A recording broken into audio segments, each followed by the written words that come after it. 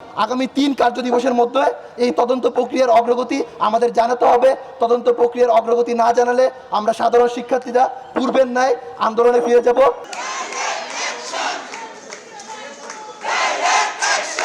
চলতি বছরের 10 ফেব্রুয়ারি যৌন হয়রানি ও মানসিক নির্যাতনের অভিযোগ ওঠে ঢাকা বিশ্ববিদ্যালয়ের গণযোগাযোগ ও সাংবাদিকতা বিভাগের অধ্যাপক ডক্টর নাদির জুনায়েদের বিরুদ্ধে। প্রতিবাদে উত্তাল হয়ে ওঠে বিশ্ববিদ্যালয়। বাধ্যতামূলক ছুটিতে পাঠানো হয় ওই শিক্ষককে।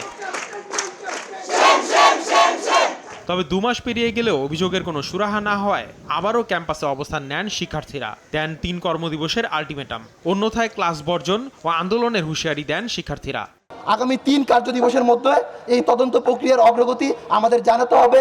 তদন্ত প্রক্রিয়ার অগ্রগতি না জানালে আমরা সাধারণ শিক্ষার্থীরা পূর্বের ন্যায় আন্দোলনে ফিরে যাব। সিন্ডিকেট সভায় তাকে দায়মুক্ত করা হলে আমরা পুনরায় আন্দোলনে ফিরে যাব এবং এই আন্দোলনে আমাদের বহুমুখী আন্দোলন হতে পারে। সেক্ষেত্রে আমরা ক্লাস, পরীক্ষা বর্জন সহ মানববন্ধন, প্রোটেস্ট।